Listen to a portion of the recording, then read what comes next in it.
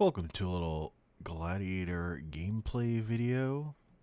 Gonna be showing off my final two matches. Just the only ones I pressed the record button for. Um, for the Gladiator Proving Ground, week 20, 2025, in which I went 5-0. So first, let's start with talking about my deck. This is a Abzan Splashing Blue deck. I've been playing this a lot, but off and on with this Abzan Enchantress deck. So I've been going back and forth. And I built these decks at the same times based on the Abzan 3 animator decks that existed and are doing well. And I sort of reconfigured my own thoughts on Abzan at the time based on these decks. And, you know, been doing okay, but I've not 5-0'd anything until now. I've actually this deck I've had a lot of success on, specifically the Thursday events, getting some 3-0s with this deck on that day. But this new version of it has some changes, specifically motivated by seeing Incidentall's deck, and I'll link to Incidentall's gameplay videos in the description. And the things that really, after staring at that list, it's like, what cards here do I actually think are good? Because, like, I think the standout thing to me that I hadn't really thought of before was Lotus Light Dancers. Is where I started. But I don't want that card in this deck. And we'll get into, but wanting to be able to be prepared for this card did influence some of my choices. But the things that stood out to me of things I did want to do is I really liked the interaction between Lively Dirge and Nashi, and Lively Dirt, and then Nashi being able to basically be free off Lively Dirge. You just, at minimum, if you have nothing else, you can Lively Dirge into a Nashi and then get your Lively Dirge back and Lively Dirge again on the next turn. I think that's sick.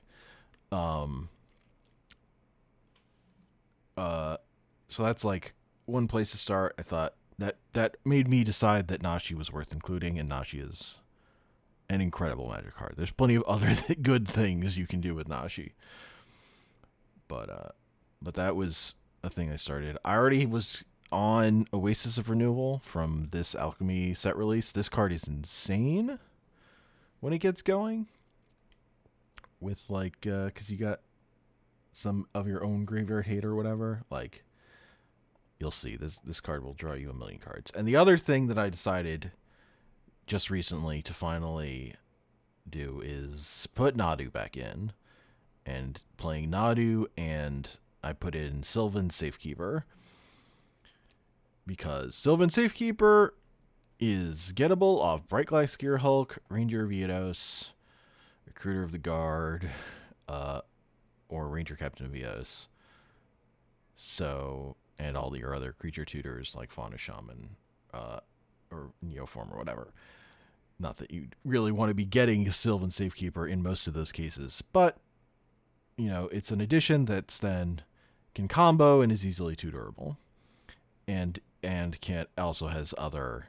Sylvan Safekeeper pulled its weight in this event. I'll say there was my round one. Sylvan Safekeeper just did work, just stopping me from my creatures from dying to removal and killing my opponent. So we have the ability with Nadu and Bristly Bill and Scythecat Cub, which I was already on Bristly Bill, Scythecat Cub, and Springheart Nantuko. I've been on those. So Nadu finds a good home. I didn't have it in because your threes are. This is an extremely competitive slot. Also, Nashi being like going up to a 4, extremely competitive. There are so many 3s I would love to be running, but I'm trying to run as few as possible.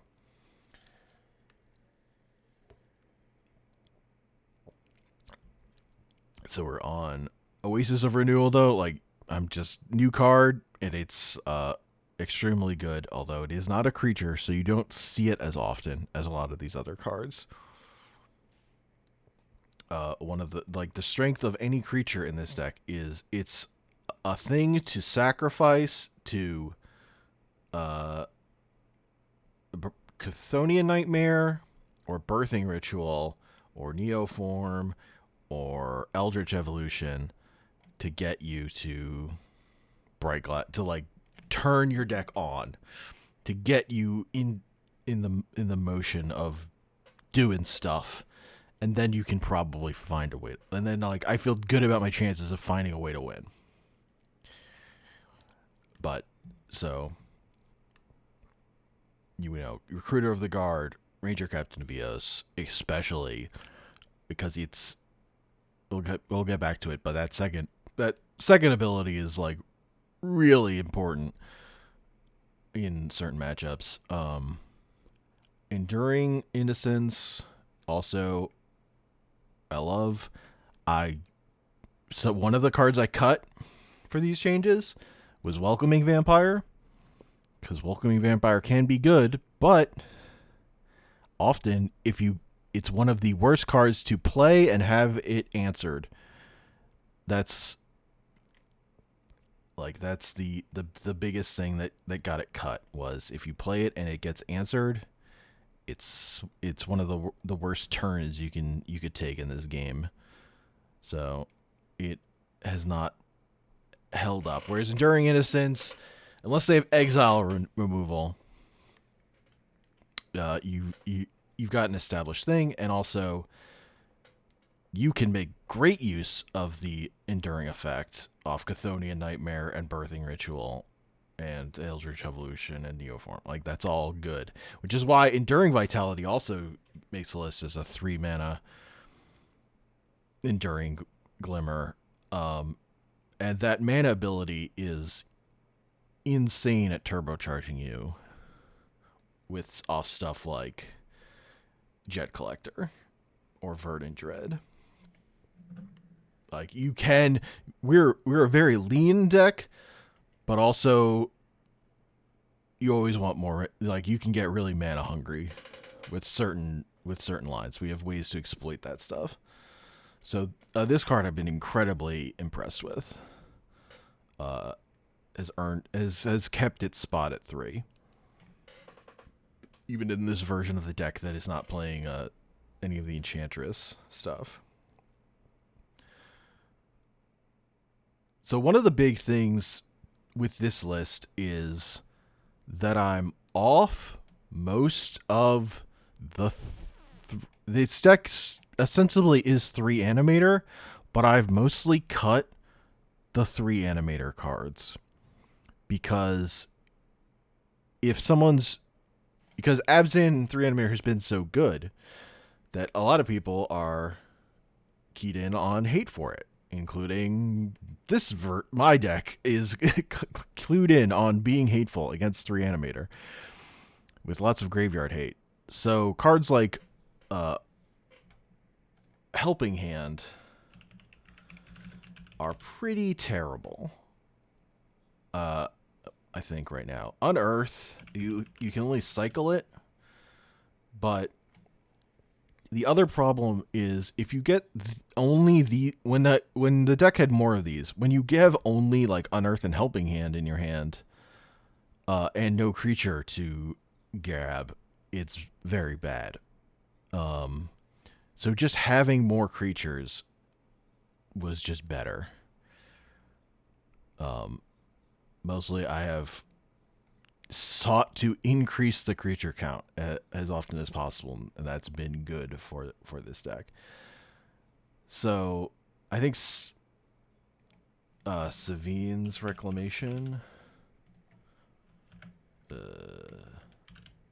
was one of the last ones that I just cut, because I think in the seasonal and tournament I didn't think I had this and it was useless.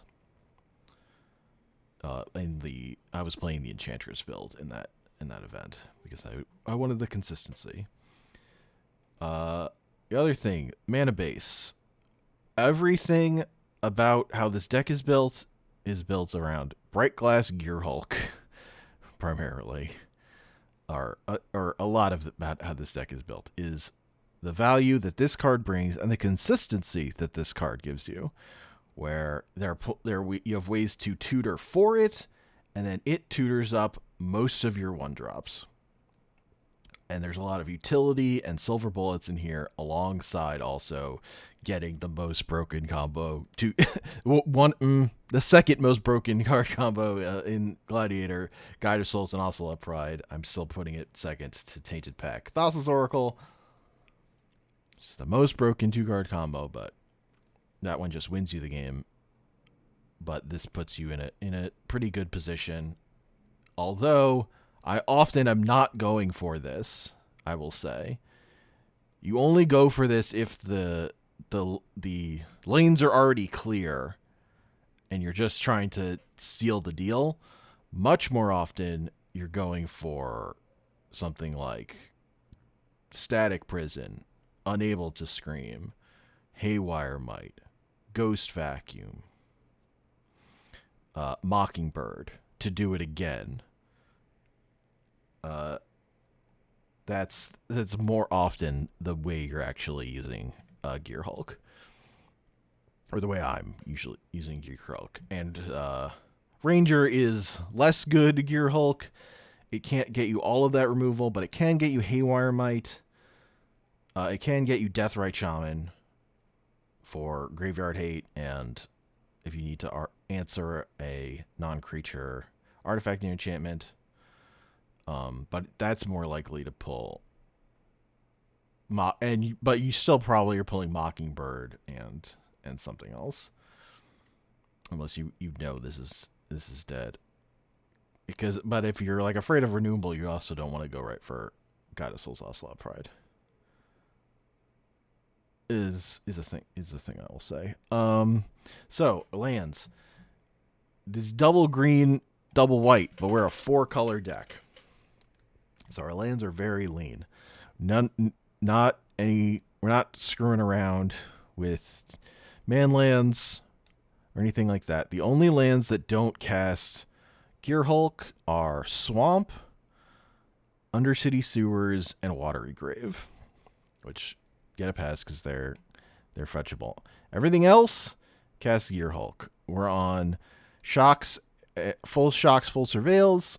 We're on fast lands that cast Gearhulk, and we're on specifically Overgrown Farmland as a slow land that casts Gearhulk. And then for Triomes, I'm on Spara's Headquarters and Indatha Triome for Gearhulk, though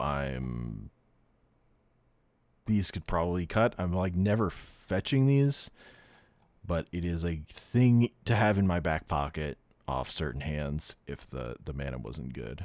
But generally, I'm going for a Surveil land even if it's even if I don't have all my colors.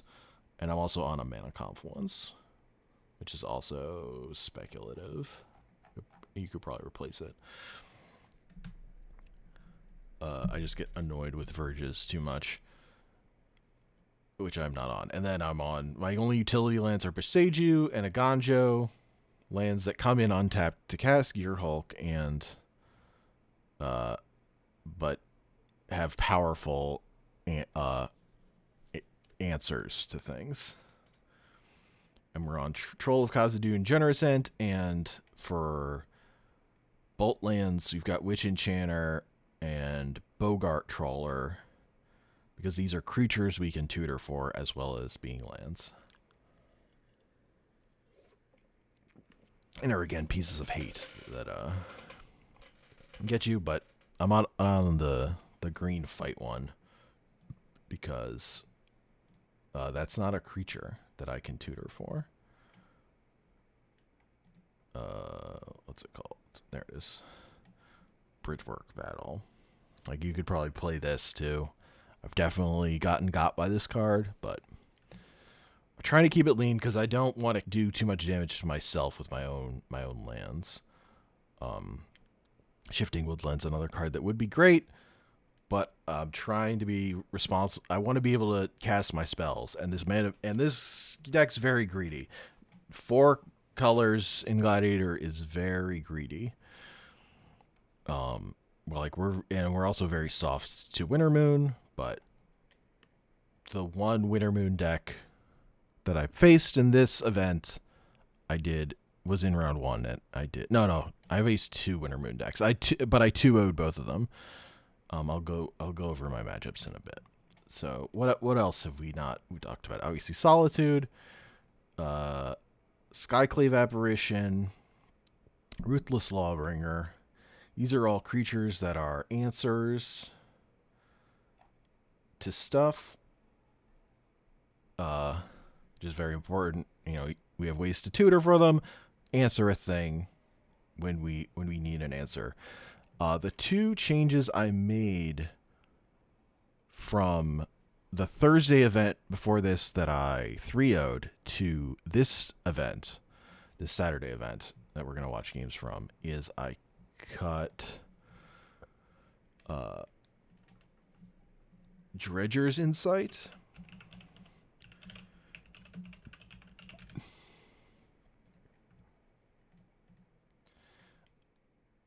which was mostly a tool against mono red or a aggro, so that we could gain extra life. And I replaced it with Fanatic of Ronus, another creature. Is helping me fix my mana in a similar way, but has bigger upsides to it. This was one I played in the Enchantress deck and was really impressed with it there. Always got to be ready for Lyndon Michaels' red deck, which I did face in round 3 that we're not going to see. But I did get the 2-0 there even without Dredger's Insight. The other card I cut is a big one, is Path to Exile. Now, I think Path to Exile is great, but in this specific deck, our creature removal answers, I need them so that I don't die. Late game, I think Path of Exile's value goes up as the longer the game goes as a piece of removal. Early is when you feel the pain of giving them the extra land. Particularly in a lot of the matchups I care about, like the Mirror, or against combo. So I want 1-mana answers like Fatal Push, or Prismatic Ending that are not going to help my opponent. And then I also have Static Prison, and I also Swords. Unable to Scream, which are fetchable off Bright Glass Gear Hulk, and so I see them in more games. Like late game, I can find an answer. I don't have to hope that I draw Path to Exile. Whereas if I have a Path to Exile early, it's often I feel I would rather just have a Tarmogoyf or whatever.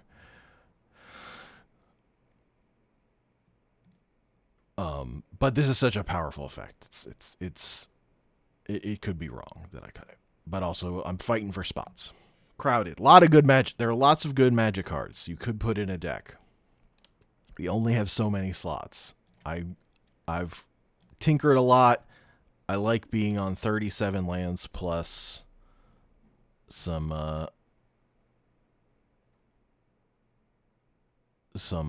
almost lands. What else? So I haven't really talked about our 2s. Phelia, absurd magic card when it gets going. The flash is not a big deal because generally we're playing at sorcery speed, so it's not like we're holding up Phelia to play something else. Like it can be, you're telegraphing Bowmaster or Phelia if you're not casting anything on 2 probably. But you know, if they don't answer this, it's absurd value. Chthonian Nightmare, one of the best cards in the deck. Like a reason to be in black. Goes so far beyond being a 3 animator card, and also it's just like all the energy stuff you're doing with Guide of Souls and Chthonian Nightmare is just absurd. But importantly, this is a recurring way to reanimate stuff that doesn't give it a finality counter, unlike Jet Collector and Scavenger's Talent. So it's one of the best ways to loop Ranger Captain of Eos, which I'll get into now, in that one of the matchups. So I said the combo that I think is the best 2-card combo in Gladiator, Thassa's Oracle, Tainted Pact, if you have it. It's a little hard. It's harder to get to than Guide of Pride Ocelot. Guide of Souls Ocelot Pride. That's the main difference. Guide of Pride Ocelot, so it is absurdly easy to get. So you just see it like every game if you're playing it in a deck like this. So you know you play this, you grab a Mockingbird, you make another one. That's an absurdly powerful line, right? But a lot of because of the deck I'm the most worried about is combo, Sultai combo generally. That's this second part. Sacrifice this creature. Opponents can't cast non-creature spells this turn. I'm searching for that if I'm in against combo. I'm like, oh, I need to find my Ranger Captain of Eos. I need to get it in my graveyard so I can put it under an Agatha's Soul Cauldron and do this every turn and lock my non-creature casting opponent out of the game. This is my thirst. My only real other option is tutor for Juggernaut Peddler and Phelia my Juggernaut Peddler over and over again, so you have no cards in your hand, or Thoughtseize off Nashi over and over again is like, that's a little slower, but you know, sometimes things happen. So these specific things, we don't have a lot of them, but we do have, and we have tutors like Fauna Shaman and Neoform and Eldritch Evolution to increase our chance to get there. Fiend Artisan. That's where my head is going in that matchup. Emperor Bones, part of the suite of Graveyard Hate. That's very important. Again, that the Incidentall Sultai deck was storing Tainted Pact in her graveyard to then recur it with Nashi or Cyber Siphoner. Locking out the graveyard, to me, extremely important right now. Also very helpful in the mirror. There are plenty of reasons to really, you want to close out your opponent's graveyard. It's one of the main reasons I want to be in green-black in Gladiator right now, is they have the best graveyard hate. I'm playing Agatha's Soul Cauldron and Ghost Vacuum, and Emperor of Bones, and Viconia, and Scavenging Ooze. I'm not on the Raccoon because it's double green. Nope, that's not useful. Keen-Eyed Curator because of the double green, but other than that, And those cards, also all that graveyard hate then, and we've got Bulgar Trawler also, always good include. And all those cards become absurd draw engines if we have Oasis of Renewal, or if we have Insidious Roots, we can also get a lot of value off of that stuff. So there's extra incentive to play those cards because we actually have a way to pay them off. And I talked about Lively Dirge, just a lot of synergy here. The thing that I really hadn't thought about enough was the idea that you just cast it on 4 to get 2 things back. To me, often the way I'm using this is 5, grab a 4, put it into play. So it feels like the most impactful thing you can do from nothing. And Lively Lurch for Nashi is in line with that, but there is some play to casting this as also as a 4. One of the reasons, thinking of it only as a 5 is one of the reasons I wasn't playing it. That's a lot of mana. I think 3 mana putting a thing in my graveyard is not appealing at all. I'm not on Urho even.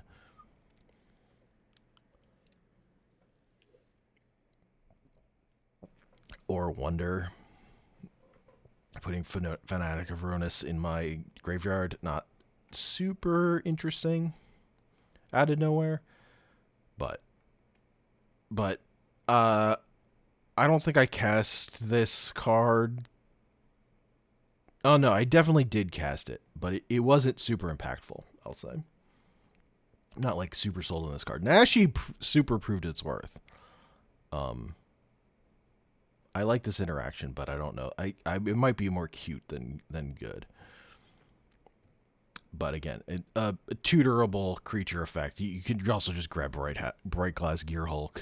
It's still playing in the space the deck wants to operate with, full access to our suite of toolbox cards. That can stop basically anything but a Thoughtseize Oracle. Or an absurdly large a board full of threats in a way that maybe we couldn't answer. We're playing Bowmaster. It's just, it's Bowmaster. It punishes people who are trying to come back. If you're ahead, it can pick off 1-drops. Very good against aggro. It picks off other Bowmasters. Not that this deck isn't that weak to Bowmaster. It's not we can get a lot of value that's not off drawing cards. Where I think Bowmaster is at its best when the value you're getting is from drawing cards specifically. If you were casting Treasure Cruise, which is banned, Bowmaster was better, more important.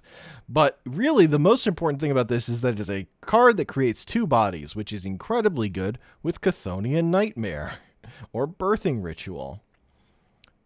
And you can, Eldritch Evolution off of Bowmaster into Bright Glass Gear Hulk. That kind of stuff. One of the, any 2-card that's making you a body, that's worth thinking about. Marionette Apprentice, a card that probably was in this deck at some point and got cut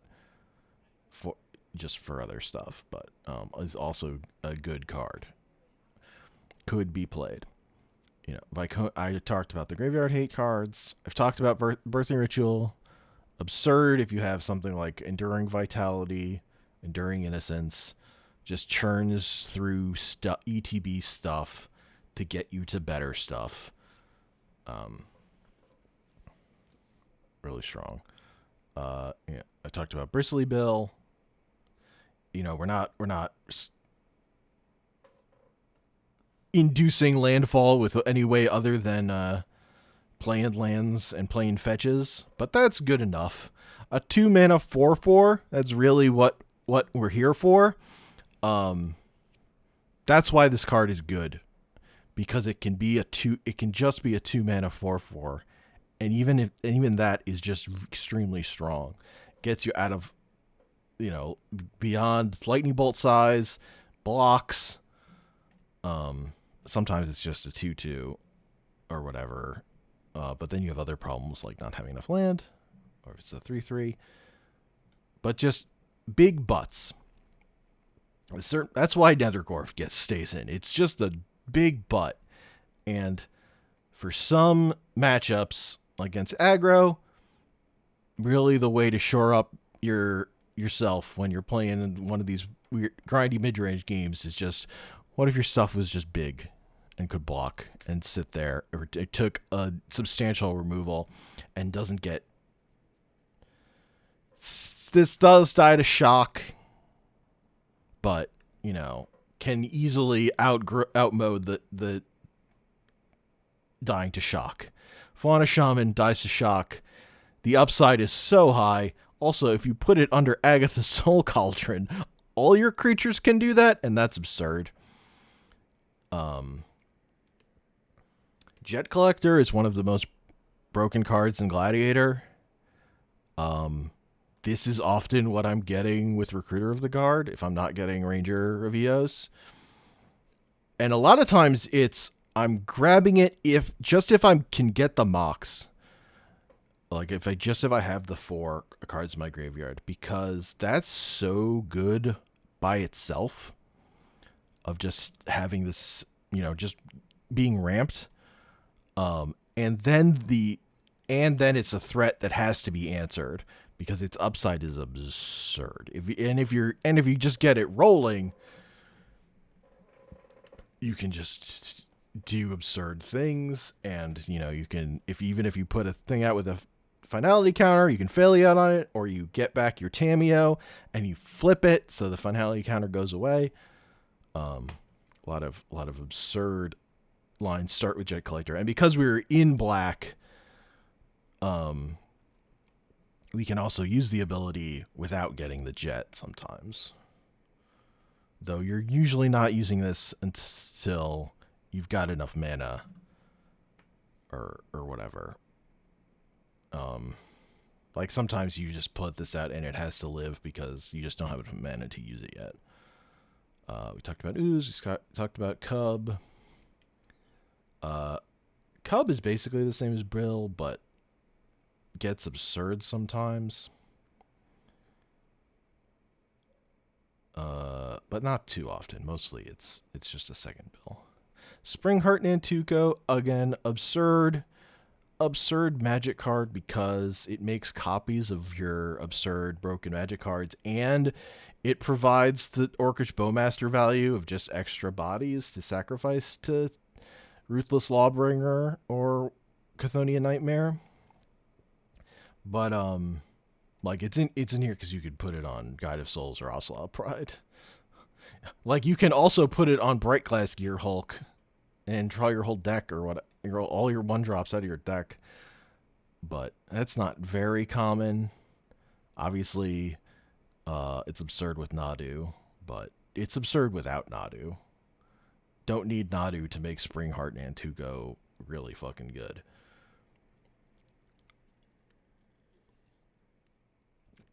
Tarmogoyf, it's a big butt.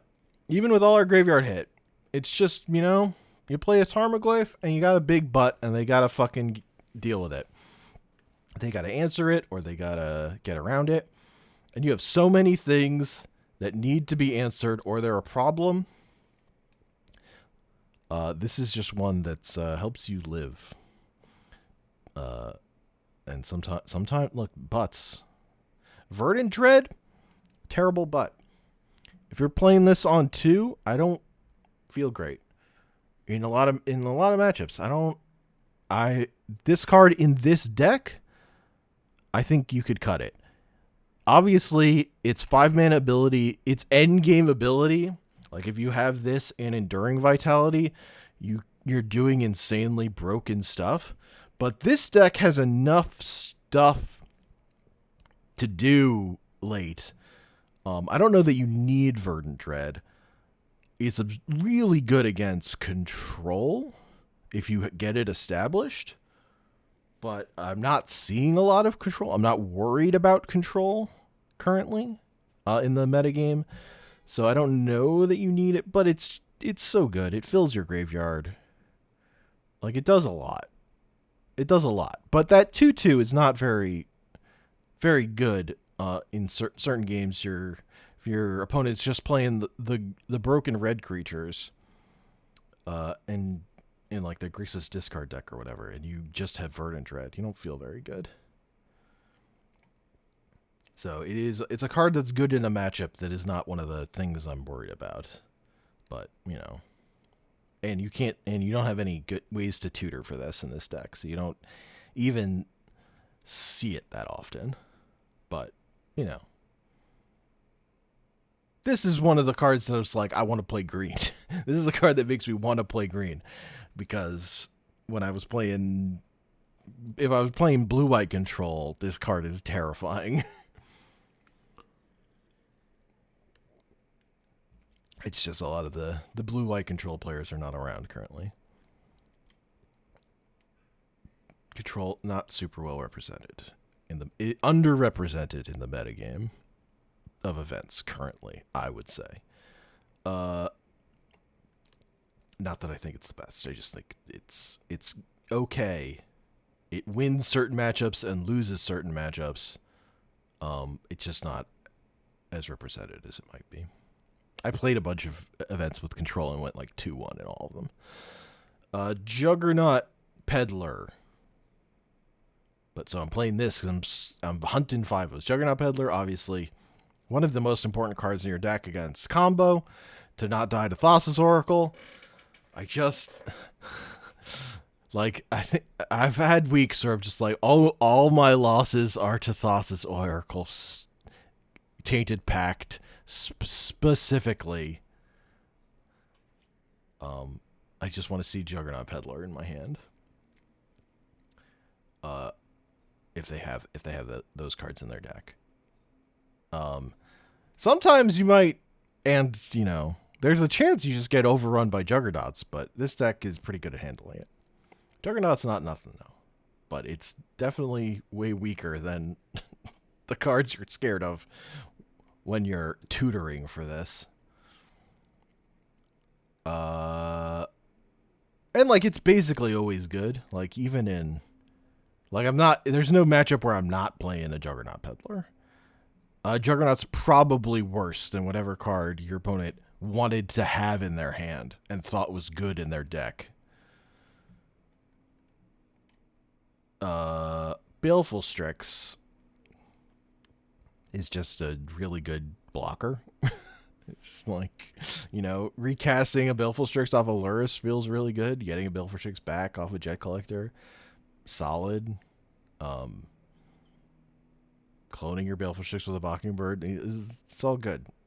Baleful Strix, just the fact that it just is such a good blocker,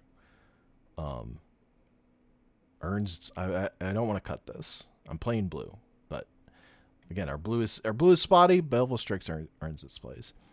Fiend Artisan, absurd card, lets you tutor for stuff off of your Springheart and Antugo tokens and all that stuff. Like, just, sometimes it's also a 9/9 or whatever, but mostly it's for using that ability, and it's another card that if you put it under your Agatha Soul Cauldron, that's spooky. Rope Line Attendant. This card is another one that could get cut, but it is absurd with stuff like Ruthless Lawbringer and Chthonian Nightmare, and like, if you play it, it's good against aggro. You play it, you just muck up the board. You get an Ocelot Pride to copy some of those tokens. You can Phelia the Rope Line Attendant and get multiple stacks of the ability on stuff, which gets ridiculous. A lot of cool lines can happen because of the perpetually stuff. But it's not so good that it's uncuttable. It is one of the the more cuttable cards in the deck, I would say. If another Oasis of Renewal gets printed or whatever. Leap Leaf Guide. Another card that's like, this isn't our game plan, but it's just when this gets going, it's absurd. Like if you have Guide Pride, this thing gets so big, and all your cats are tutus, which is like meaty, really hard to get through the board. That tap ability of returning a thing to your hand and you can recast it to get the ETB and buff your Leap Leaf Guide or whatever, or attack with your Ocelot Pride to get the first strike lifelink and then bounce it with your Leap Leaf Guide, then recast the Ocelot Pride. Just like absurd things. Again, it's another thing you can put under Agatha the Soul Cauldron. It's I would say it's not core to the game plan, but it is a card that can get just completely out of hand. And you're just looking at it like, why is this in the 2/2 and 9/9 kind of card? Neoform, it's tutoring for stuff. Agatha's Soul Cauldron, I've talked about a lot. Meat Hook Massacre. It's Meat Hook. Sometimes when you're behind, you do just wish everything on the board was dead. Meat Hooks also, gives you that lifelink, which can also be very important in the aggro mirror. That's why one of the reasons I'm playing Meat Hook and not Toxic Deluge. Toxic Deluge is paying you life. You're paying life. I'm trying to figure out ways to increase my life while also answering stuff. Also, this is a card that you can replay off Loris, is another key thing to me. Even just playing this at 2 and just having this on the board as a permanent is pretty powerful. It's kind of borderline though, because a lot of sometimes you're just in a game where you just the amount of mana you have never lines up with your Meat Hook being correct. If they're bristly billing and Sightcat cubbing you, and you're like, all your things are too big, this Meat Hook does nothing. That can happen. Whereas something like an actual Wrath would be better. But recasting this off Loris, kind of the only value that's left in this deck. So I don't know. It's arguable whether Meat Hook should be cut too. But against stuff like aristocrats or whatever, this is so powerful. having your Meat Hook Massacre is extremely good. So what have we still not talked about? Kami of Mourning. Like another alchemy card that just can do absurd things. I'm not playing the super absurd combos that some of the other 3 animator players play. I think those other cards, like that combo is good, but we have plenty of absurd endgame combos. That one is susceptible to graveyard hate, and so I don't like it as much. But playing this and hitting something like a 2 in your graveyard, and then this can block and grab that 2 back, that's just really good. It also, turns on your Chthonian Nightmare loops. Is just another card that like turns that on. So this is another one that's arguable, but again is earning its place for now. Because that perpetual ability, and then, being able to put this on multiple things, just like it gets out of control. But generally the low end of it is still why it's good enough. It's a thing I always want, so it's good enough to stay in the deck.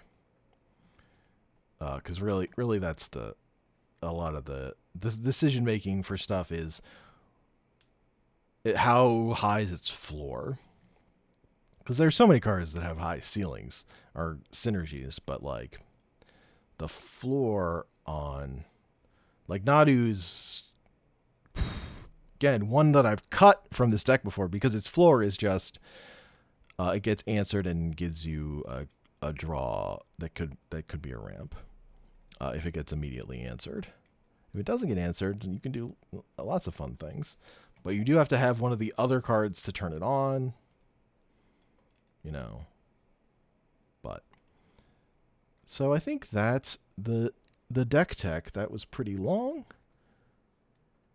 It was a 45-minute deck tech.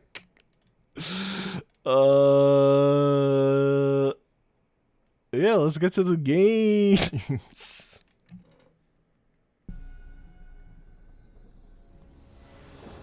All right. So we're up against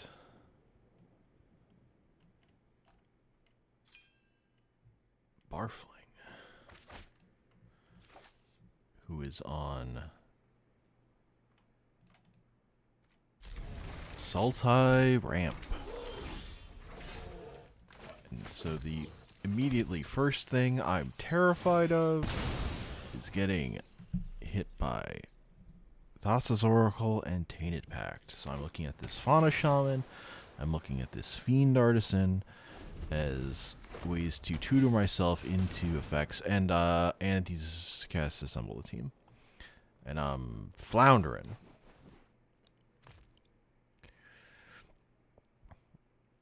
Really the sign that this isn't half of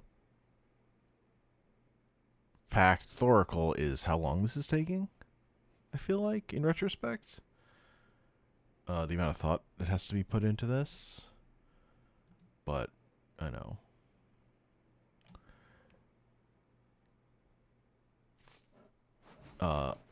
Without information on the other side, you're just like, it's going to be Tainted Pact, Thassa's Oracle on turn 4.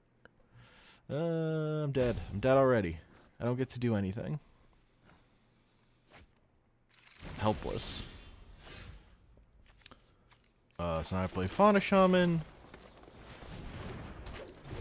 And I'm hoping desperately for another land.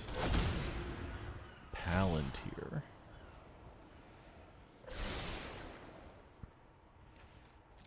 Now, the thing I didn't really take enough time to think about is how many giant spells Barfling has in this deck. So I should be letting this Palantir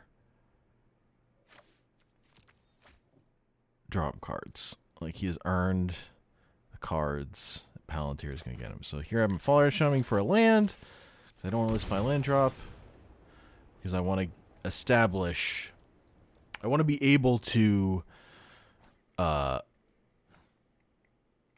you know, get Juggernaut Peddler next turn or whatever. I want to get that established as quickly as possible. And then Kami of Morning onto it and start looping or whatever. That's all I'm thinking about. Is attacking this hand. Getting this hand smaller.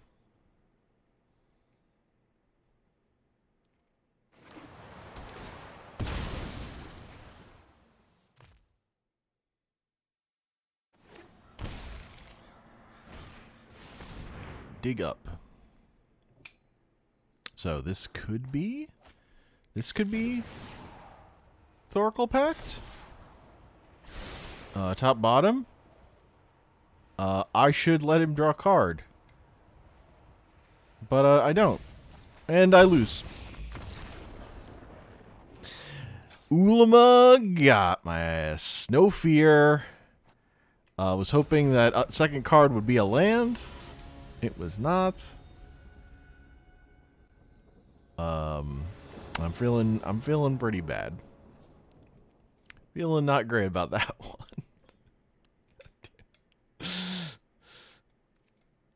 I felt like I threw that one away. You know, maybe I lose anyway. But if you look at the deck list after the fact, it was like, it was way too high a chance that I was dead there.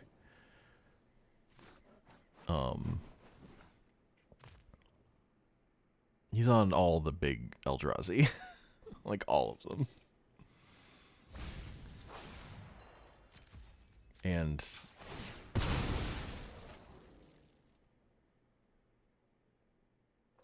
the Spirit Dragons. The Ugins. Both of them. So needed to let that one go. But you know, sometimes you see a Palantir and you're like, no, I have no fear. You don't deserve this. Also, I wasn't really worried about my life total except to dying to the Palantir. Like, if I went to 1 there, I was okay with it. So it was just, you know, it was a gamble, and I lost. And that was my first game loss of this tournament. Up to this point, I had gone 2-0-2-0-2-0 against Is It Tempo, No Red, Reanimator, and or basically No Red, and then Lyndon Michael on Mono Red.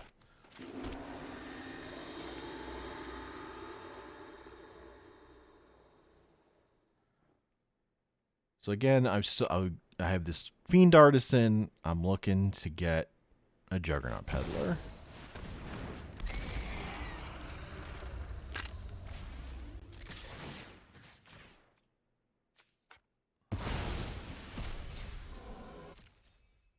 But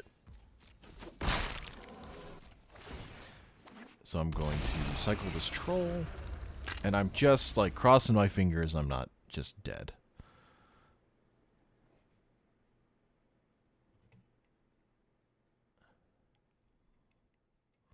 To the natural Tainted Pact Thoughtseize Oracle.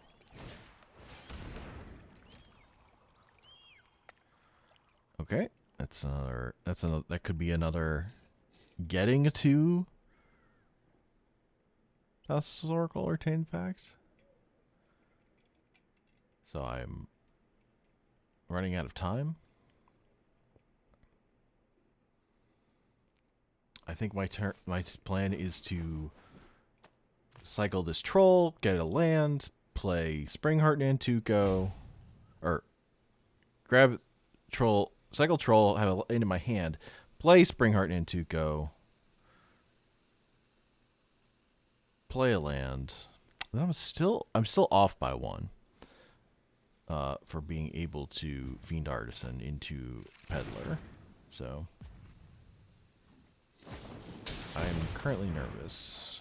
Abrupt Decay is spooky.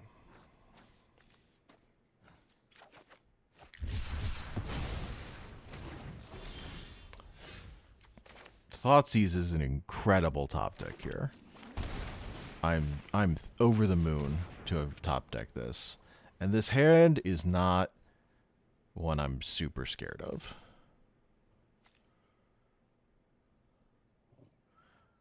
Like, you know, if he top decks Show and Tell, I'm kind of fucked. But other than that, most of those big mana spells are not castable currently. I have time. There's no half of a game-winning combo. Well, there's no half of. Look. It kind of is. Show and Tell is kind of pretty game-winning here, but has to get specifically Show and Tell, or Channel. Channel would also do it, I guess.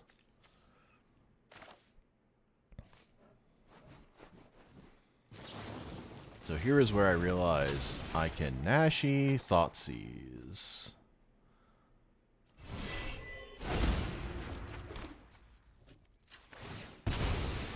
And then Phelia my Nashi. And get another Thoughtseize. And this is a line I really hadn't thought about when I put Nashi in my deck. But it's fucking sick.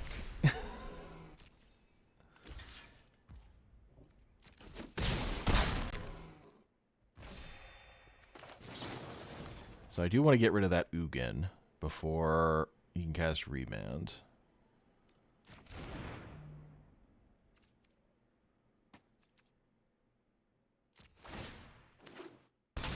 But I take the gamble. I decide what I want to do is see what he draws, and then Thoughtseize that at instant. Flash Thoughtseize. So now I get remanded, but so if one of those two cards was Show and Tell, I would be in trouble.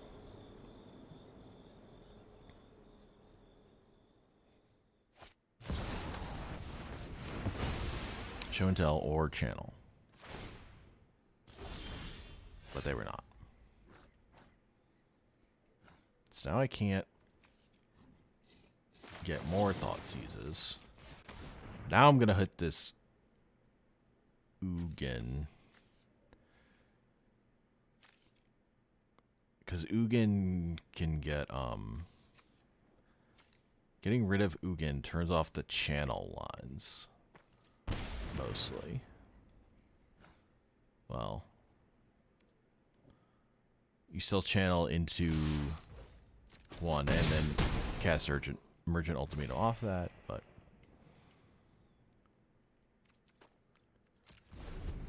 now he's pretty low.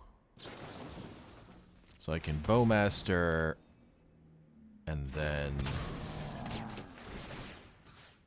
hit this Emergent Ultimatum.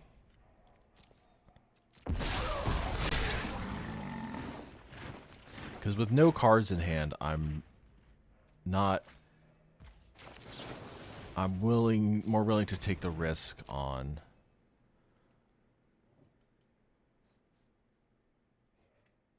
one with the multiverse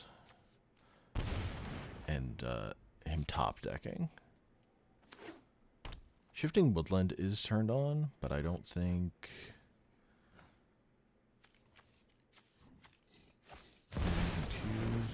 he does get to cast the one with the multiverse. And he gets to cast this Fergal off it. But now I have Lively Dirge. He's only at 4. I think there are a lot of ways to win from here.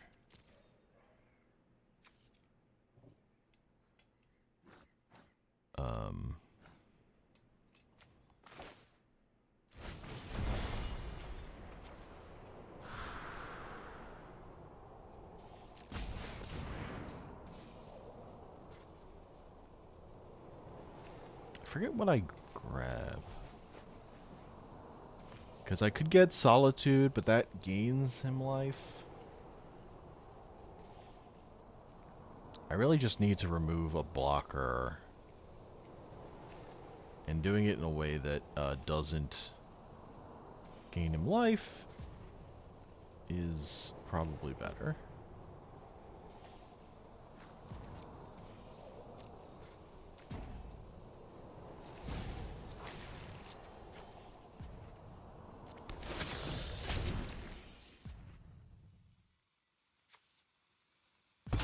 Because then once he doesn't have 2 blockers, Nashi just gets in for free. And I don't need the other creatures.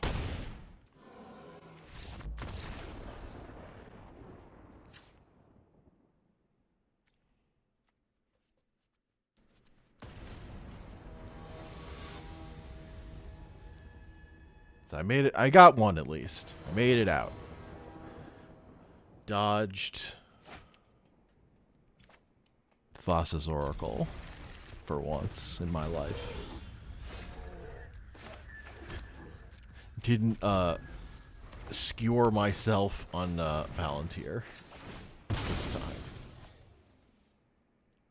Or didn't have a Palantir to skewer myself on.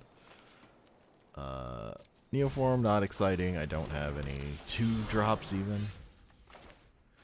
I already have Gear Hulk in hand. This is pretty slow, but I'm excited by this Ranger Captain. Now, if he had Thassa's Oracle Tainted Pact, I'm just dead. But we dodge. Today we dodge.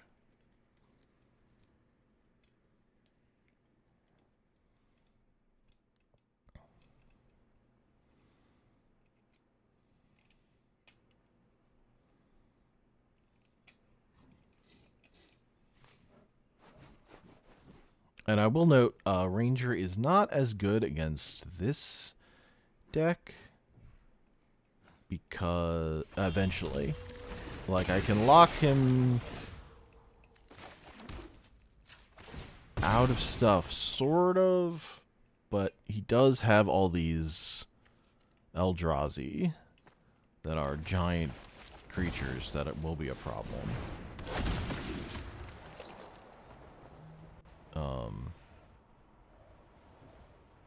And I'm in a position where I can't recur this Ranger Captain of Eos, so I'm also not... I'm more motivated to find a way to make a second one, so I can start looping it, than I am to, like, immediate. I'm not, like... There's not a immediately sacking it feels aggressive. But I do want to have it available to stop certain lines. Now, Feed Artisan is interesting. Looking at this. But I think I don't take any of them. I think I just... I grabbed this Mockingbird. I want a second Ranger.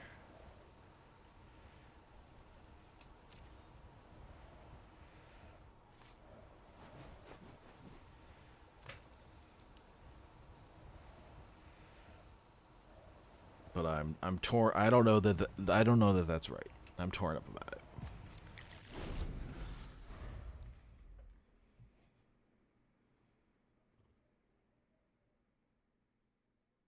And maybe I'm supposed to just blind sack the Ranger here in his upkeep or whatever.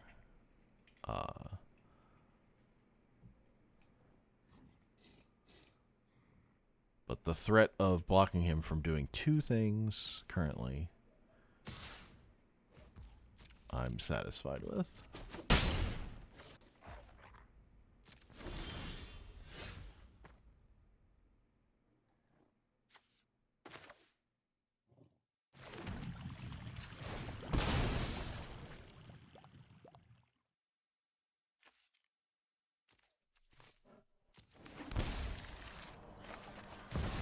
So I decided to cast Gear Hulk because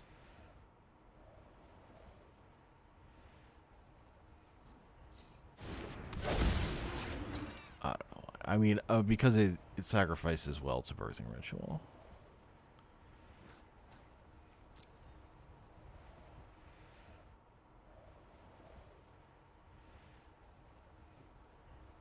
I'm both in a position where it doesn't seem like he has enough. He's off.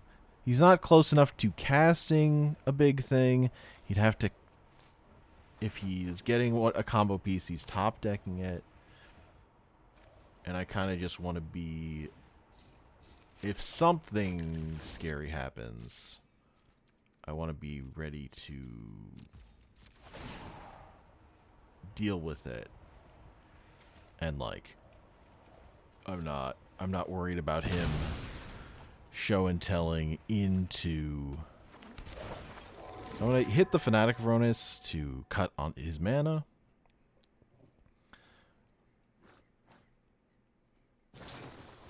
And now I'm spooked. Because this can grab Tainted Pact. If he has Thassa's Oracle... I can't stop this Tainted Pact now. He gets the Tainted Pact for free. Whether that's Thassa's Oracle or just an answer. But I'm pretty... If it's not Thassa's Oracle, I'm pretty okay. Because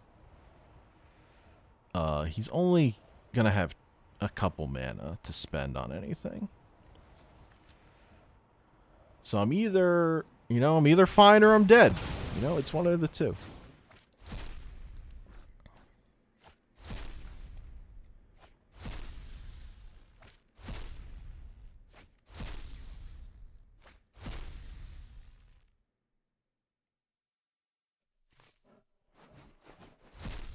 I'm like ready to get up and walk away. I think I did stay at my seat, but I was like, all right, what you got? And he grabs Show and Tell that he can't cast this turn.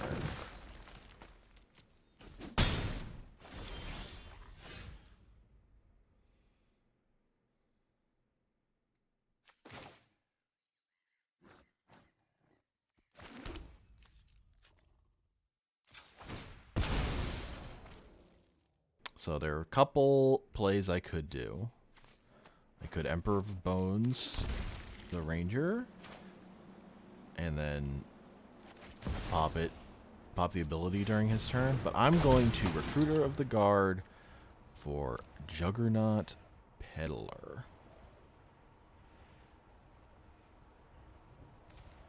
And get rid of this Show and Tell.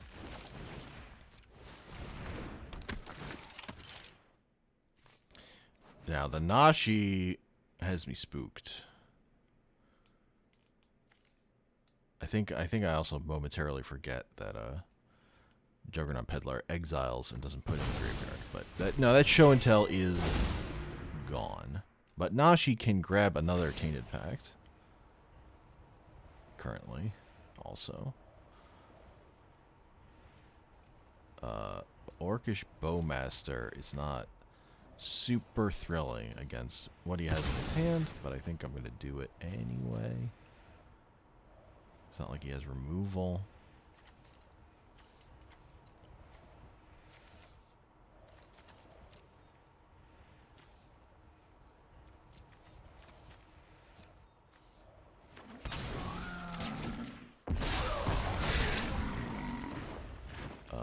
Any points I can hit to his health is good. Total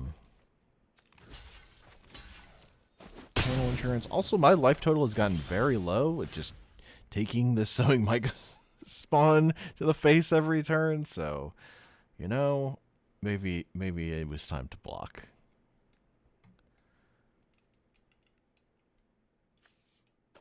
Not concerned with my life until it's actually effectively threatened.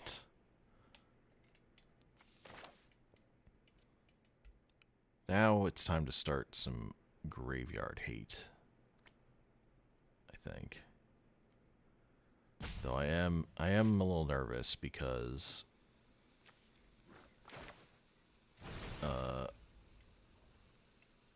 I don't know why I'm nervous. Like, this is clearly just gonna get counterspelled.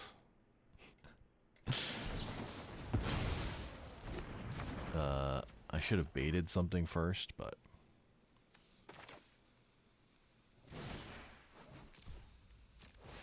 well.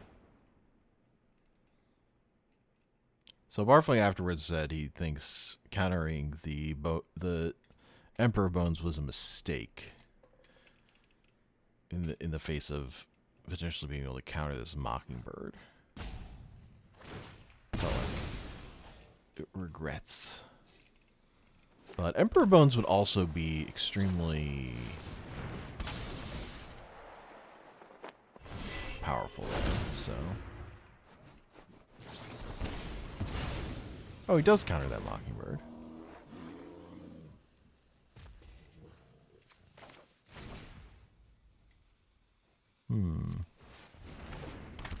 Maybe it was in game 3 that comes up again? I don't remember. Yeah, now I'm just on,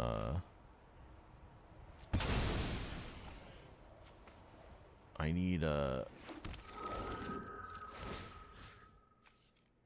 I'm looking at my graveyard. Is hitting anything here make more sense than hitting Juggernaut Peddler? Because the problem is, Peddler's still on the board, so I kind of need it to die first. And I'm at 7. This Nashi is spooky as just an attacker.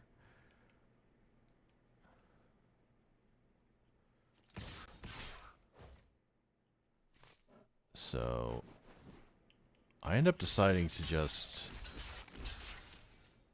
make sure I'm not going to die to this stuff. But arguably I should have kept the Kami alive and let the peddler die, so that then when the Kami dies later, I get the peddler back. But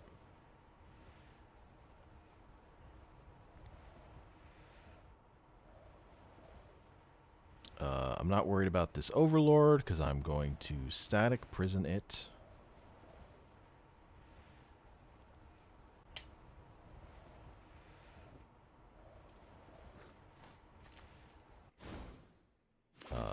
This Nashi I am worried about. And obviously, if fucking Emrakul ever resolves, I'm in a lot of trouble.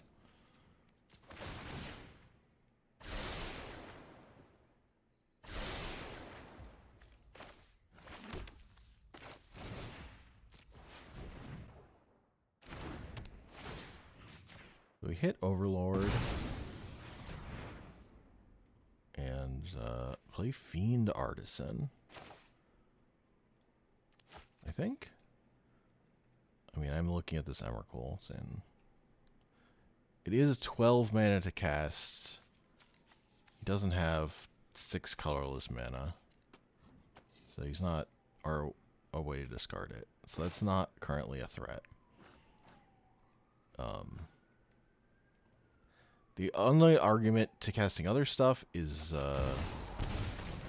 having things to sacrifice other than Guide of Souls, this birthing ritual, but I think Fiend Artisan is obviously the correct play.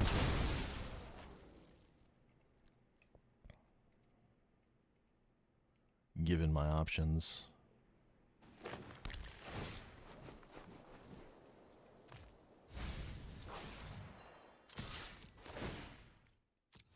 I have 4 energy, so I can safely do this and not worry about losing the static prison the next turn. I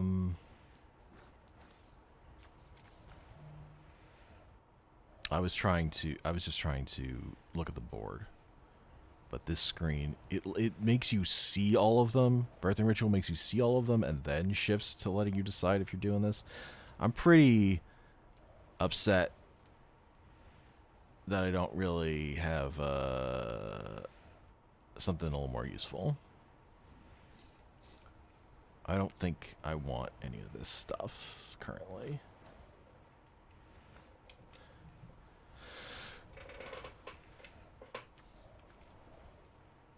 Like, Phelia and Leap Leaf Guide are interesting, but I'd rather just be on Guide. Guide of Souls is just better.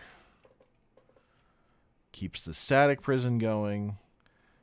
Gives me the opportunity to turn this Fiend Artisan into a flyer next turn and just finish this game.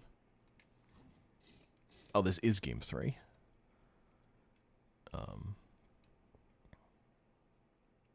Yeah, I could just play these 1-drops and make this Fiend Artisan attack if nothing else happens.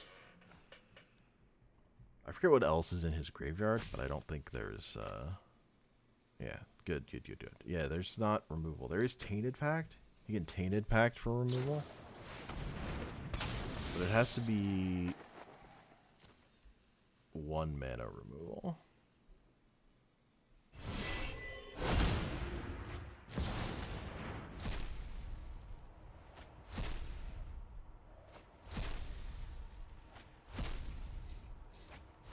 And a thing to note is, like, I think the second card he exiled off of Tainted Pact was Thoughtseize Oracle. Or maybe the first, did I exile his snake? I don't remember. So, all these Tainted Pacts, and there was never an opportunity for Thoughtseize Oracle combo just because of the first value Tainted Pact.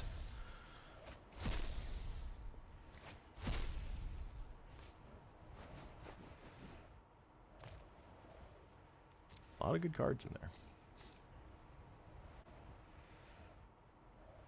You know, you look at the values of that whole big spread of cards. I feel like there's so many things that could have been a whiff off that Palantir. But there were so many things that could kill me there. It was not worth the risk that I would just die. So he finds the fatal push eventually, but I think he targets the wrong thing.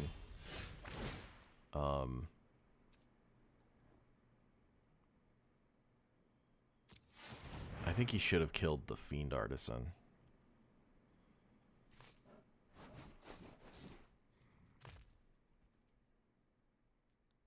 Because now I can fetch up anything.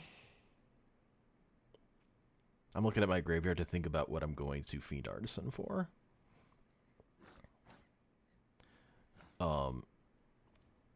Seeing what's and my conclusion is going to be Jet Collector, I believe.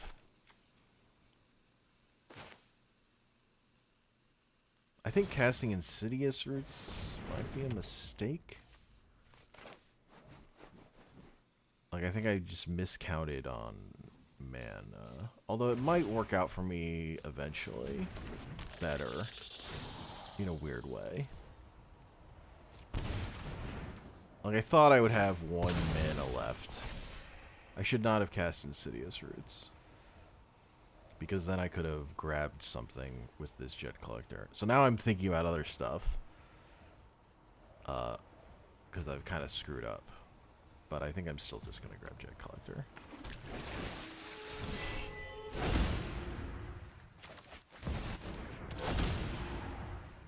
And again, I'm not Birthing Ritualing anything.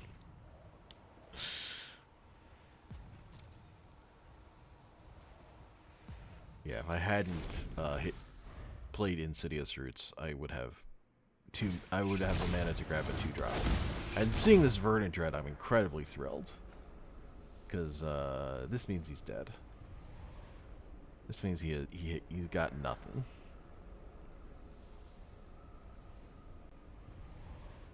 And I can Jet Collector back the Guide of Souls, and then the Fiend Artisan can attack with flying, because I can just play these 1-drops to get the energy I need. And Harvester of Misery is going to come back on my upkeep, but it doesn't.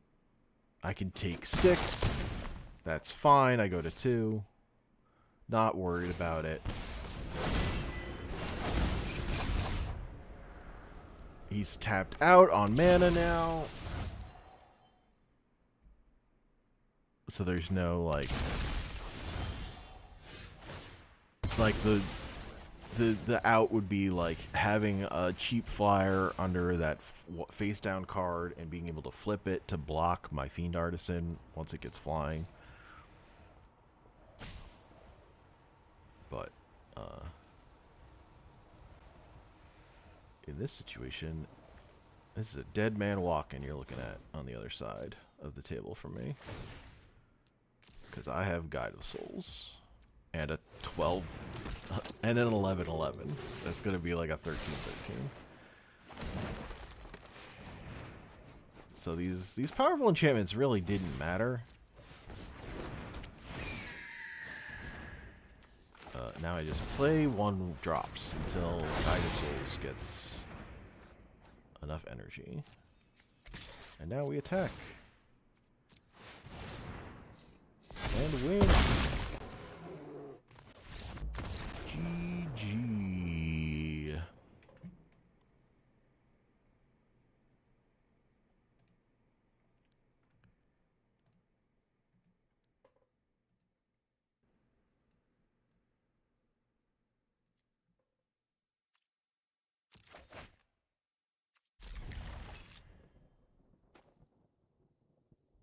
All right, now we're in the Abzan Mirror, as it were. You know, I'm 4-color. I still think of this as mostly the Abzan deck. But we have these blue cards that I think, give us a pretty big advantage, along with a lot of graveyard hate. Turn 1 Ocelot Pride. You know, you're just hoping to dodge removal. And we not seeing removal, so feeling pretty good. Thinking about what I'm going to play here.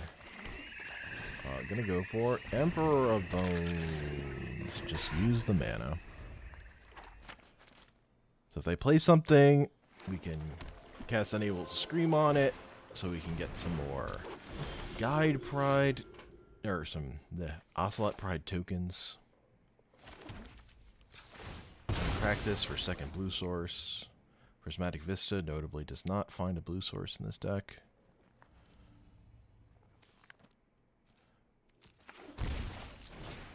Turn off this Viconia, also allows our Emperor of Bones to thrive. Cast this Tameo, which is just like a nightmare long term for our opponent. But that's is kind of it. We're way ahead, but we're not super thick on resources, though we are going to get to draw cards off this Tameo, probably. That's slow. That Phyrexian Tower, very good.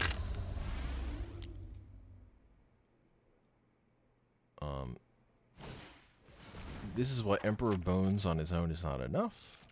It cannot remove, it does not hate out graveyard at instant speed, and a lot of the graveyard stuff that happens out of these decks is happening. You're putting in the graveyard and then you're exiling it. Emperor Bones is only hitting stuff that's like they're on layaway or whatever. Not that it's bad. It's just not as effective in the as some of the other pieces of graveyard hate at locking out these reanimation spells. But it does mean, particularly in this matchup, where there's really nothing that's too juicy that's going to be stored in there.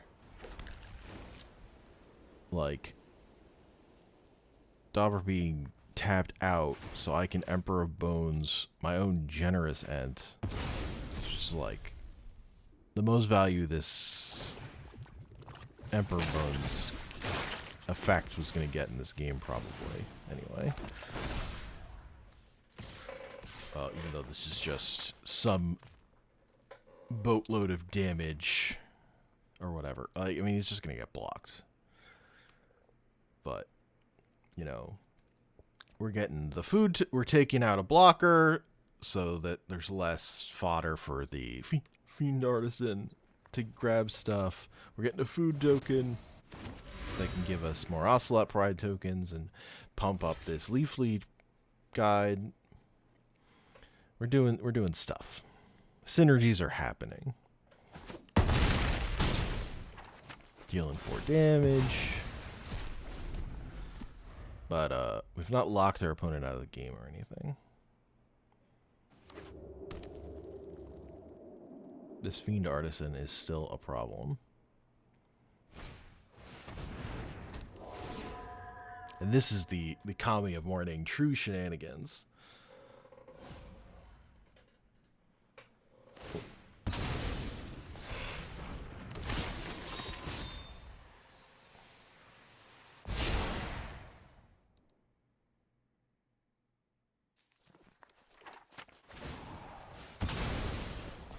I guess the Fiend Artisan for another 1-drop.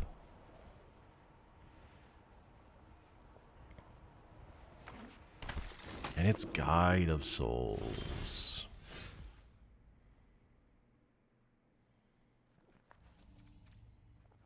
So the question is, how afraid am I of Guide of Souls at this moment? The answer is not that scared. I'm still more scared about the potential of what this Fiend Artisan can do. Though at least I am going to cut off this card that's been helped with Kami. Phelia is a thing I could play, but more importantly, I can pitch Solitude and get rid of this Fiend Artisan, which is the thing that I am really the most scared of. Although that might be a misplay. Viconia might actually be scarier. Giving Solitude to my opponent through Viconia, which I'm about to do, might be worse. Though I could have gotten around that, but that would have left them with the vampire or whatever that backup creature is. I think that's what I should have done. I think I should have exiled my own Solitude under my Emperor of Bones, probably.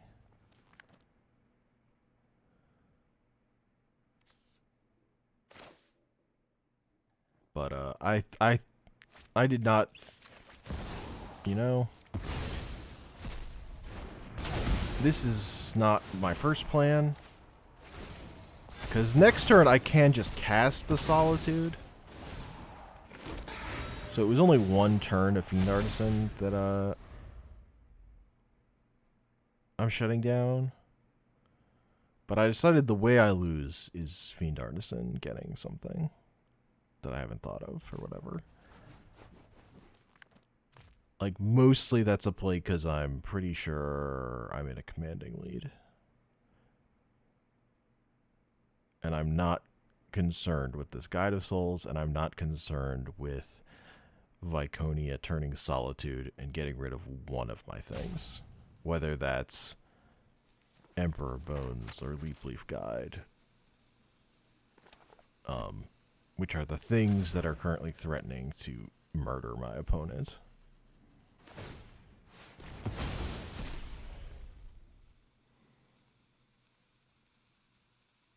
Though I guess if you specialize Viconia, then it can block Emperor of Bones, and you hit Leaf Guide with the Solitude. But you do have to have a card to pitch to Solitude, in addition to a thing to pitch to Viconia, and what they have is Jet Collector. But there's nothing to Jet Collect. He's gonna get... Oh, this is another chance to hit like a 1-drop? No.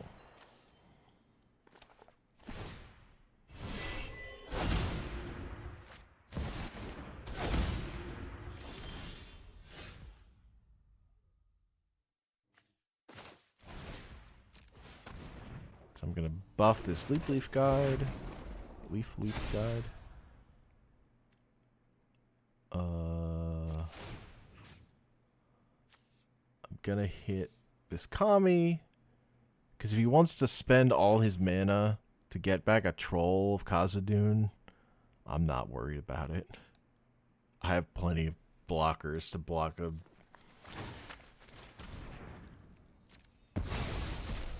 beefy boy like that. Oh, I just do the full swing. Right. I do this because I'm thinking about Leaf Guide's ability. So I'm going to let Ocelot Pride do its first strike damage, and then I'm going to bounce it back to my hand and recast it. And reap all the rewards. And also draw a card with one of these clue tokens. I'm not going to flip my Tamiya yet.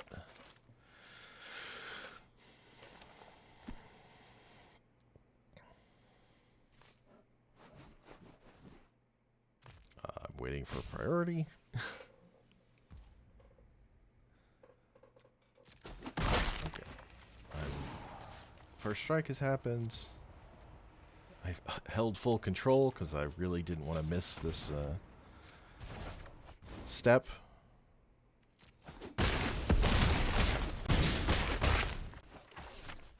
Now I can replay Ocelot Pride. Well, first I'm going to crack this clue in case I draw something I want to play more than Ocelot Pride, which seems unlikely. It's like Cat Cub. I will just play this Ocelot Pride.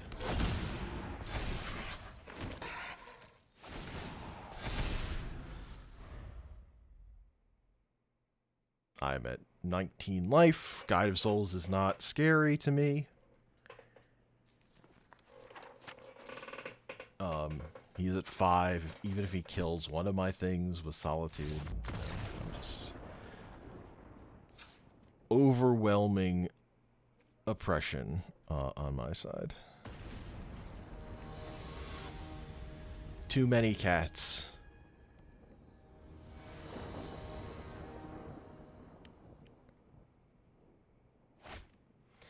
So this hand sucks, but I'm pretty sure I keep it. I'm just like, it's got Scavenging Ooze, it's fine. Now I am the one being Ocelot Prided. I'm gonna surveil a bunch. This is hubris. This keep.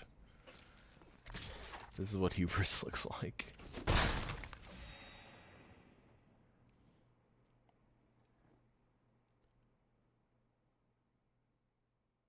What do you got? I remember none of the things. The other things that happened in this game.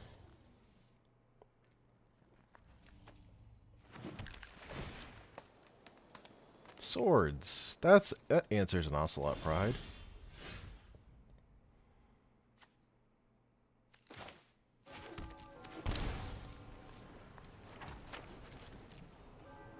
So I decide I'm just gonna swords this Ocelot Pride. I don't know if that's the right move, but it is what I decided.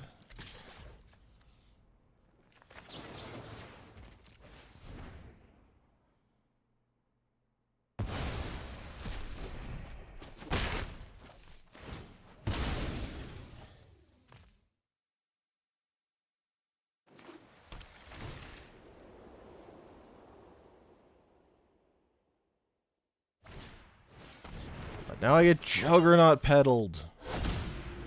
Now it is I who is being peddled.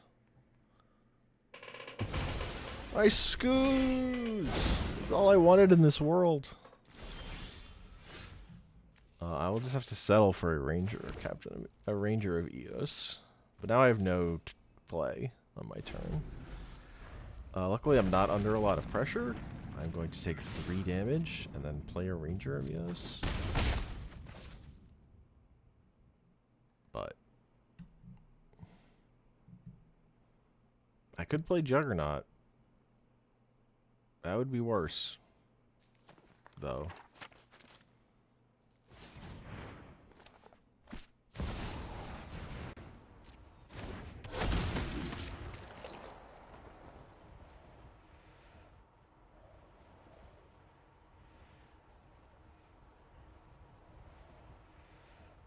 What 1-drop will he grab?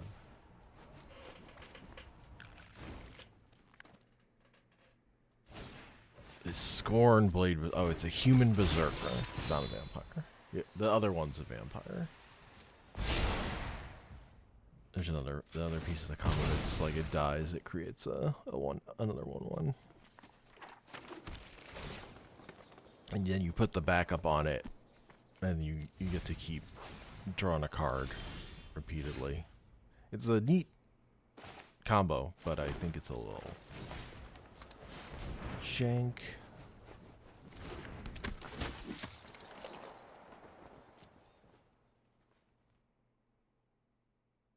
Requires assembling a lot of tools when those resources could be used to assemble other things, like Deathrite Shaman.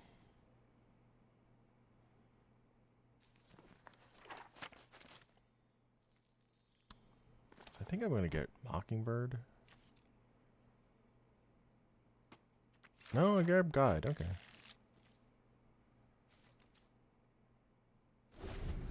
I figure I'm gonna Eldritch Evolution off this Ranger of Eos, so I don't expect to Mockingbird it. I guess. Somehow I didn't think about. This is so much damage. But my Eldritch Evolution. So I think I should block. I think I should have blocked.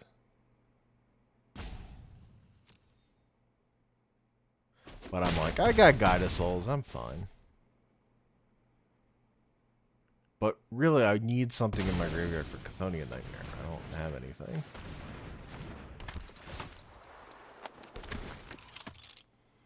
And now I'm getting peddled.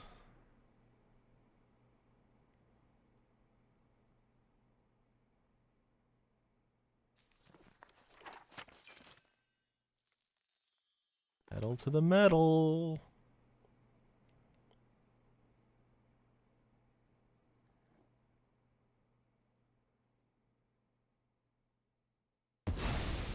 My Eldritch Evolution. That was the spell I was going to cast. Now I really wish this Ranger were dead.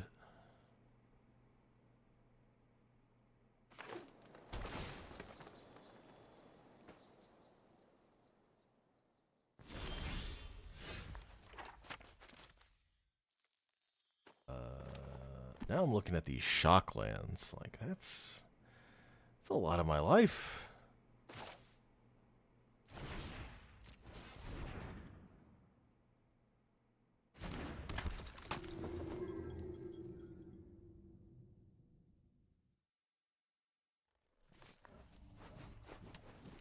Again, if I had just blocked with the Ranger Reveals last turn, I was too blinded by the potential of Eldritch Evolution.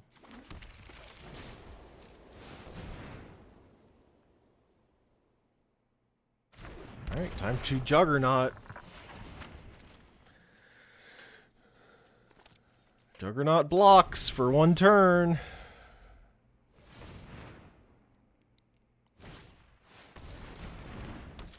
Oh, the spider gets so much friggin' value.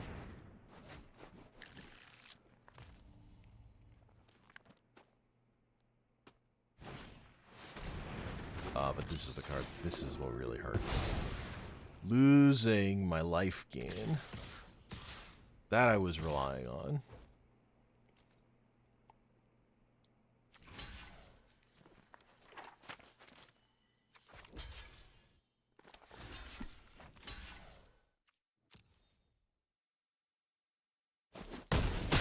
Also, well, no, I got the one energy, so I can at least Chthonian Nightmare.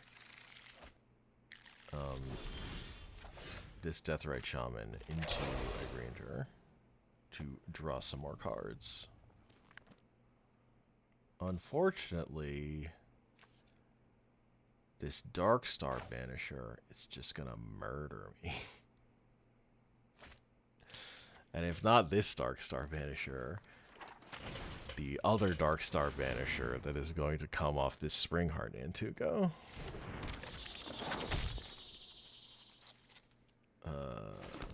Play this tap land.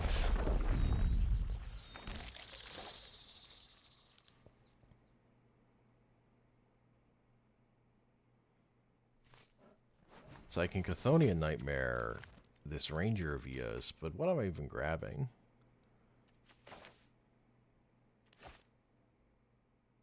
I think that grabbing Deathrite briefly was I forgot I had one energy in the bank. So yeah, so I can grab Birds of Paradise to block, but it's just gonna get Darkstar Banishered. So I'm super dead. I wasn't paying attention enough to what the revealed information in my opponent's hand to know I was dead here. And that I should be going to, I should be conceding and getting to the next game already. Here I'm wishing I still had blue mana. But it doesn't really matter. Yeah, it doesn't matter.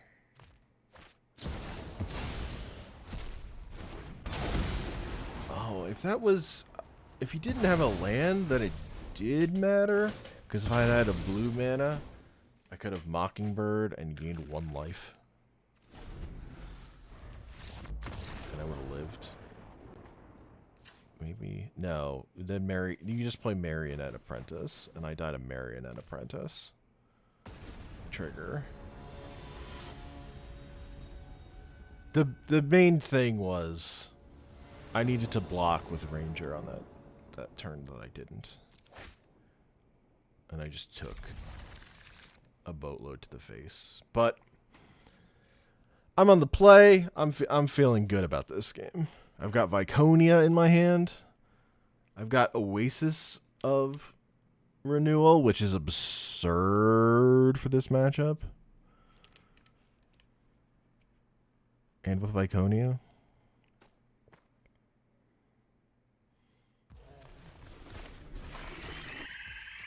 Like I kind of,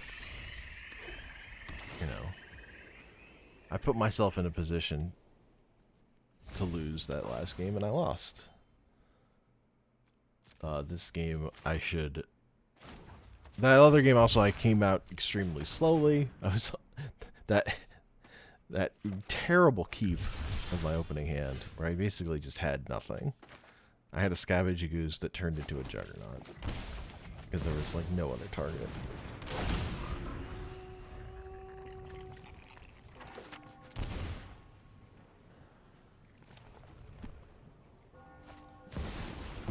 Weekly guide. Go bye-bye. But that's fine.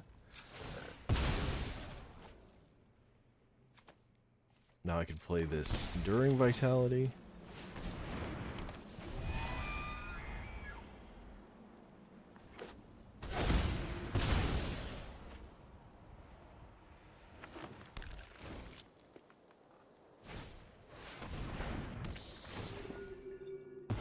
Enduring Vitality getting banished. Feels bad. But now I have Enduring Innocence that I can't cast. But I can cast Oasis. I'm not under pressure. Let's just draw some cards. Let's get a land. Maybe oh, I know why I played this. Because I'm going to... I am at 12. This time I'm going to protect my life and just kill this Vanisher before it can do anything. Get in any hits.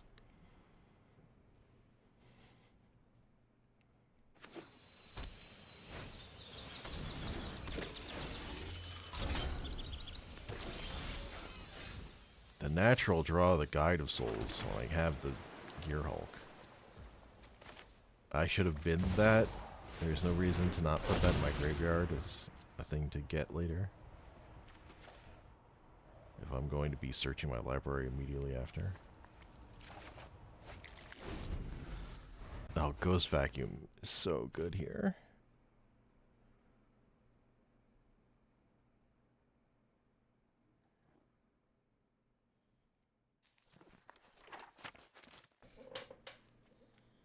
And I'm the one with the 4/4. I have all the value in the world sitting in my hand, and I have a 4/4 with First Strike and Trample. Unreal. Absurd. I don't want him to get plants. But he also doesn't have anything to Luris currently. So I'm kind of spoiled for choice here.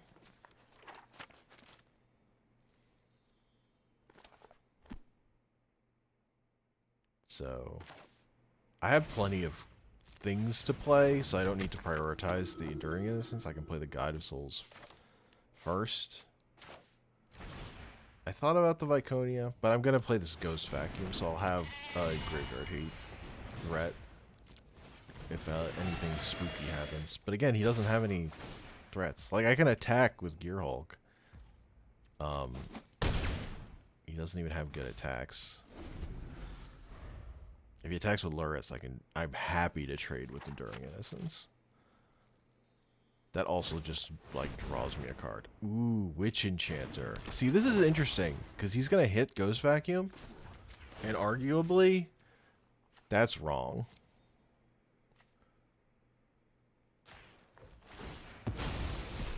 Like, if Ghost Vacuum just gets to stick around, it's bad. But Oasis is now drawn me 3 cards.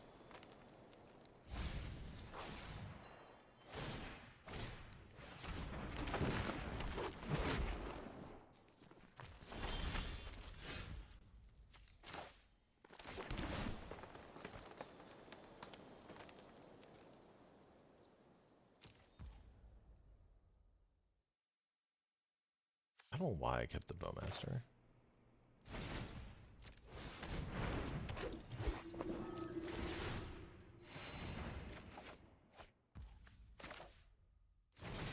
I'm going to hit this Insidious Roots.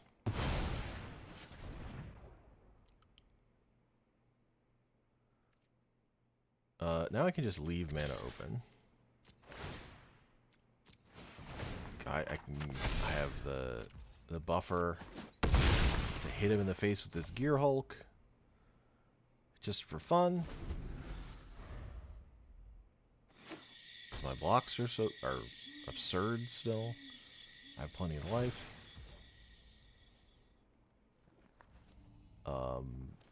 I guess this is bait, because he can't possibly need the mana, but oh well, I'll draw a land, 4th card.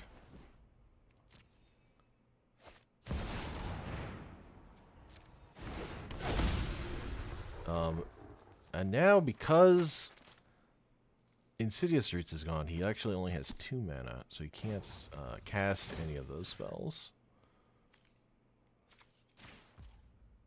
I think his plan was bait and then cast whichever one of those I didn't exile.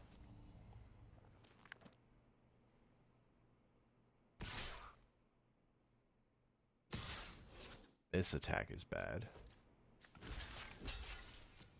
Not that Luris is doing anything, but I get to draw another card. That's 5 off that card.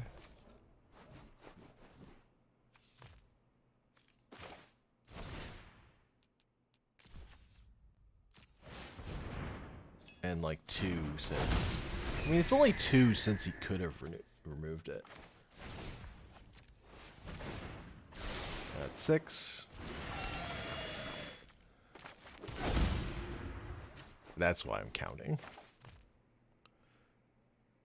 Because of the question.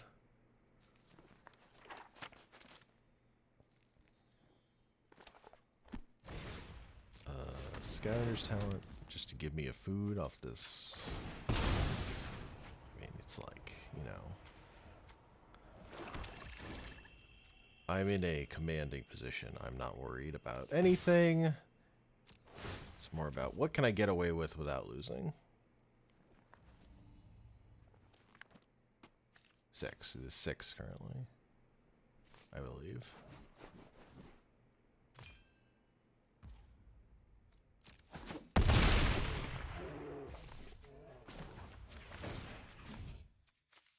Do not want him to recast Luris.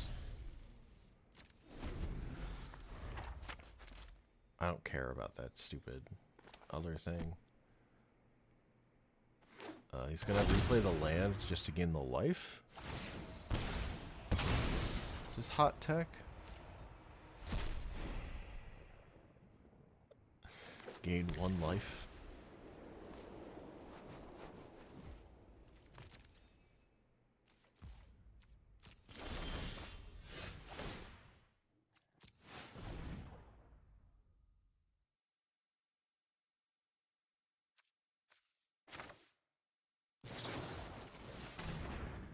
Now it's like, what doesn't win? What doesn't win from this point? Bowmaster into dealing a damage. Get some Guide of Souls triggers. Draw a card.